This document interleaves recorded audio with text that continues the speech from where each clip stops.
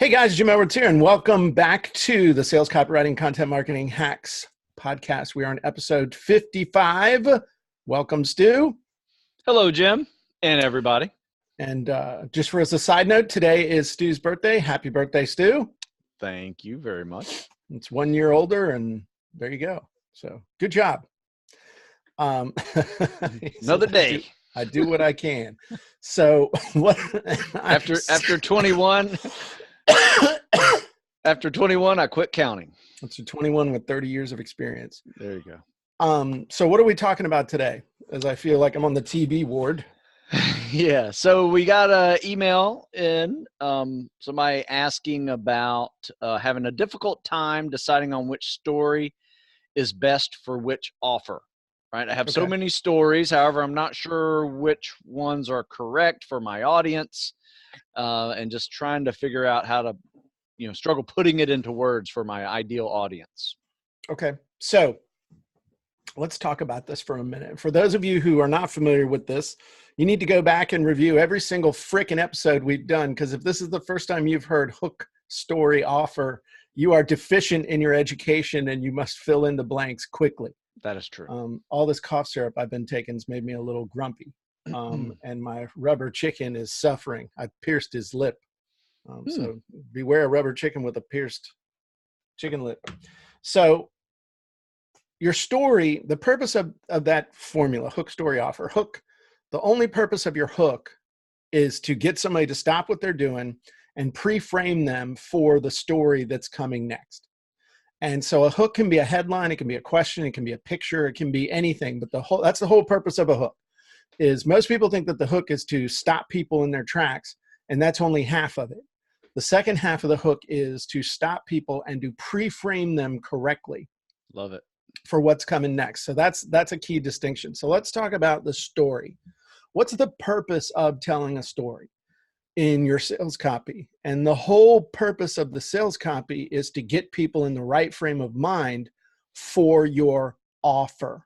Now that offer can be software, could be inviting them to fill out a form, to call a phone number, to join a membership. It could just be the real mini version, like you think about a Facebook post, hook, quick story, and then offer to click over for more information. So what is your offer? And I normally don't even think about the story until after I've figured out what the offer is, because the whole purpose, like I said, of the story is to set up the offer, to get people in the right frame of mind emotionally. That's the key. Now you've heard the phrase, people buy on emotion and they justify on logic. In a practical sense, what that means is that you get people stirred up emotionally, you get them excited enough to overcome their internal resistance to buying, and then they buy, and once they bought, they'll immediately go back to your sales message and take off the rose-colored glasses, and they put on their hat or that visor, the green visor that the accountants or bankers used to wear in the old West movies, Yep. And they're going to analyze every line of the offer and what they're going to get, when they're going to get it, what their expectations should be. So if you think about whatever your offer is, what is the ideal emotional state that someone should be in order to buy whatever the offer is, or to take advantage of the offer? If it's buying a book. So let's look at a couple of Stu's books as examples. All right. The Buds, How to Get Ready for Buds, 3rd edition book. What's the name of that one? First book? Complete Guide to Navy SEAL Fitness. Okay. So what emotional, and just don't overthink this, but what do you think is an emotional state that someone would need to be in order to buy that book? Your ideal customer. What emotional state would they be in to buy that book? Probably motivated, inspired. Inspired, hopeful that they can do it. Go down this journey. They may have just discovered this potential job and it just resonated with them so much that now that's what they want to do. Right. They're in that zone. Okay, okay, that's great. That's great. I never really thought about that. What zone are they in? I can work with this, Stu. All right. I can make some shit up. No, I'm just kidding. Trying to make it easy for you. What zone are they in? Okay, they're in the hopeful zone. They're in the excited zone. Are you going to tell them a story about somebody failing at Buds? No. No.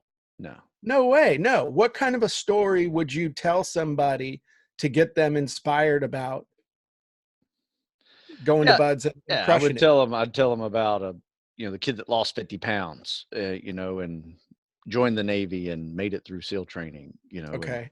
Overcame. Would you maybe tell us, how about telling a story of walking up to get your certificate? Even better. And showing a picture of a graduation from Buds and knowing that and that story, I think would be just as powerful. You can tell more than one story. Yes. I mean, that's a really good idea, because, half of this is you have to see it to believe it. Right. So if you can get somebody seeing that this is possible, this journey is possible, people actually graduate and they finish and they become whatever. And they become SEALs, they become SWCC, they become whatever. Yes. Okay. So gotta get them in that state. You've got another book, The Emergency PT Test Survival Guide, right? Yes. Okay. Who is the target audience for that? It's a little bit more diverse. So military, law enforcement, firefighters, anybody that's a candidate or someone struggling with a PT test. Okay. Someone struggling with being able to pass a PT test. So what emotional state do you want to get them into in order to purchase that book? What emotional state do they need to be in order to want to purchase that book? Because a PT stud's not going to buy that book. Right. That's a good one, because that one could go a couple different ways. That could be almost scaring them into losing their job if they don't pass.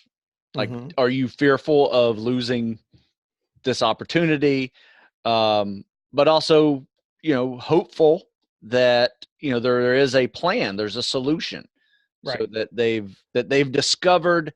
You want them in that zone where they have discovered a potential solution to their problem. Right. But the story that you resonate with them first is, hey, let me tell you a quick story about George. George wanted to go into the Army and had dreamed about it since he was a little kid and got good grades in school, wasn't in trouble with the law, showed up and they said, hey, we need you to take this PT test. He said, wait a minute, I thought you were going to get me in shape in basic training. Oh no, you got to come in shape. Oh crap. And now George has 2 months to get into shape. What's he going to do? I mean, that's the kind of thing, telling a story like that, telling a story about, Mary's been in the Army for 14 years. She's in front of the promotion board. It's real tight going between her and others, and really comes down to, the other person's high speed, low drag and a PT goddess, and she's not. And she realizes that her PT score may be the very thing that's holding her back from increasing in rank or even keeping her MOS. There you go. So you scare them a little bit. Yeah. Yeah. You want to create an emotion of fear, because that's the thing that's going to make somebody take advantage of the offer. That person's not a candidate for your SEAL Fit book. No. Or the SEAL training book. So you start with the end in mind. What is the emotion that you want to create in somebody? And then you use the hero's journey to create the arc that people are going to go through. And we've talked about the hero's journey before on podcasts, so I would refer you back to that. It's a really good one too. That's that one. Yeah. But that's what you do. Now, one of the keys to this whole process is everybody's like, okay, well, how do I pick out a story? And the thing is, you need to understand that hardly anybody walks around except like for that obnoxious uncle that only talks in stories, that always is telling you these stories because he's replaying them. The rest of us aren't walking around thinking in terms of, hey, I've got the perfect sales story. Let me go find an offer to fit it. What I do is I look for emotional points that I can use as reference. And then since I know the hero's journey pattern, I can build the story out because it's the emotional pivot point. So let's use an example from Stu's experience, was there a time during Buds where you contemplated quitting even a little bit? No. Okay. I I'm know, serious.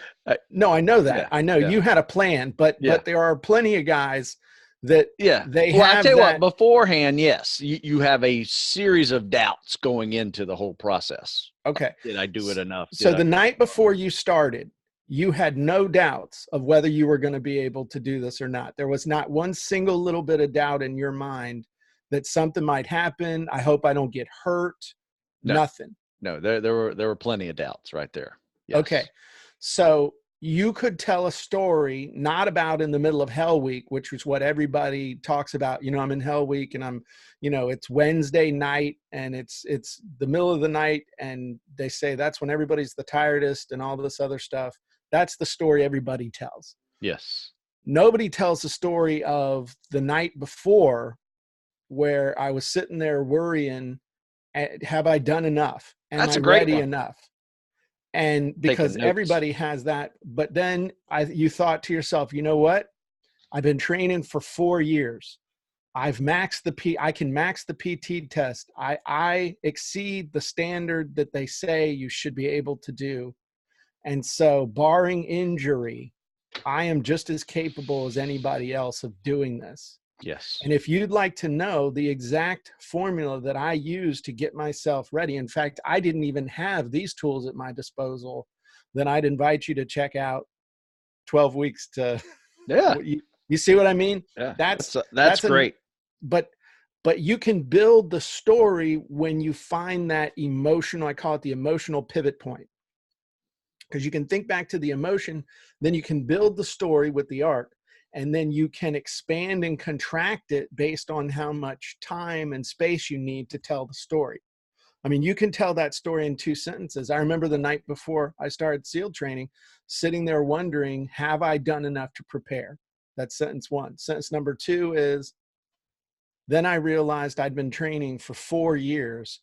I maxed the PT test, and if anybody was ready, I was. Click here to find out the training program that I use to get ready. I mean, that's a story in 2 sentences. That's good. Legit. Yeah. But you can, I mean, we could expand that out to 10 minutes. So it's like Sure. a made for TV after school special. Remember those after school specials that were teaching you good Christian values and not to get pregnant and smoke dope? I love it. Yeah. Those are classic.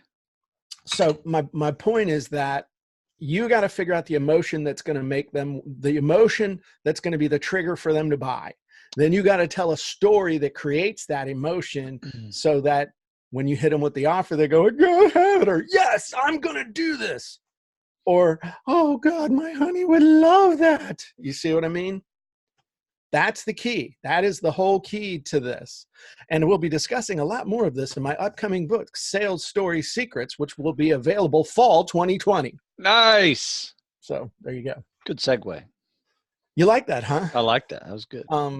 By the way, before I forget, in case you didn't know, who knew? It's like the most bullshit transition from sales copy. You see that stuff on TV. They say something and then like, who knew? You know? Natural male enhancement products for men over 50. Who knew? What? Those exist? Yeah, exactly. Or who knew that life insurance is an asset that you can sell and use for your retirement or to pay medical bills and secure your future? Who knew? What? That's anyway. I hope that answers the question about the story, though. That's the thing. It's virtually impossible to scoop a story out of thin air. But when you understand the pattern for creating a story, you understand the accordion effect of how much detail to give depending on the amount of space that you need to take. Then you find a story that has the emotion and build the story to take them on that. That's really good. Journey. We all have stories, and you're right. We have multiple stories. Yeah. We have multiple changes in our life. But what you just did there is you took one day out of my life and explained it in a way that pulled the emotion that I need to have the audience understand. Oh yeah. One day. That's all Right. it is. So you can't think about, a story as your whole lifelong story. Just think of it as one moment in your life and what that emotion brought to you. Sure. And let's share that emotion with your audience. So And you that's can that's, set that's my this recap of what you you just said. but you can also, just to expand on that, then when you know other stuff, you can set the stage for that story. I mean, it's true. Sure. It's not that you didn't have it. I mean, you could tell the story. I was laying there in my rack the night before, knowing that we were going to have to be out on the grinder at 4 a.m. And I'm like, God, I got to get some sleep, but I can't. But I'm freaked out. I got to get some sleep, but I freaked out. Just So so pumped up. you're in and out. You Yeah. could tell the story from when you guys were having that party the day before. The day before when y'all had that barbecue and everybody was shaving their heads. Haircut party. And the guys from the class in front of you, your Hoo-Ya class or whatever you call it, come back and start talking shit and scaring you, and y'all are trying to stand there and look brave and look like men and everything, but in the back of your mind, like, holy crap, what have I gotten myself into? I could have gone aviation. I mean, so you can, that's the other thing. I mean, you got the story arc, you got the accordion of the timing, you also have the stage to set. Yeah. There's all these different things that you can do to increase the realism of the story, which adds to the emotion. That makes sense? That's great. No, that really, I might know what I'm talking about. I think so, Jim. You got enough. You have enough content in that brain of yours to create 55 podcasts. There you go. With a little help from my friend. Hey. So where do we go from here? Okay, a couple things. The gym boat. Go sign up for the gym boat. It's going to be amazing. I'm going to work on Stu all year to see if I can get him to go. He probably won't, but I'm going to see if I can get him to go. I'm working on it. I do. This is a true story, and I'm going to share this with our world. Right. Okay. I have a fear of being lost at sea. Do you really? I do. It is a legit fear. Like lost at sea on a boat, or lost at sea like treading water? Both. But yeah, a little small boat would be better situation. But yeah, treading water lost at sea, absolutely a pure nightmare. When did you first experience this? When I was waiting for a submarine to pick me up in the middle of the Mediterranean one night. And in the dark? Yeah. Oh yeah, we were there for like 4 hours waiting for the sub to come pick us up. Treading water? Yep. And I remember just like, I was like, no, we had a Zodiac too. Okay. So it wasn't that bad, but we didn't have enough gas to get back to land. So it was legit. It was one of those moments where I was like, not that I was scared at the moment because had our buddies there, we had fins, we could swim in, whatever, if we had to. But it was just one of those things. If I was here in the water by myself, this would just be an awful situation. So so it happened and you didn't think about it at the time, but thinking about it afterwards brought on the fear. I said I would hate to be in this situation. One, by myself, and two, in the water. So I just gained a new respect for the ocean. That's all. Now, I don't think that's going to prevent me from doing a cruise one day. It's just that is a real fear that I have. Well, let me tell you what. A cruise ship is like staying at the mall on the water. It's so big. There might be so many people there, you would say, you know what? I'd like to take a little dinghy and have them tow me behind this tub because all these people are pissing me off. Get away from people. Exactly. So it'll cure you. It's a phobia cure thing. Hell, you can probably I have to do that. I have to work through some fears. Yes. There you go. I'll be a better person after this event. There you go. Absolutely. All right, cool. Well, I'll be on the gym boat. I may. And you guys need to go check it out. Head over to thegymboat.com. You can get more details. And we will talk to you guys soon. Have a great day, everybody.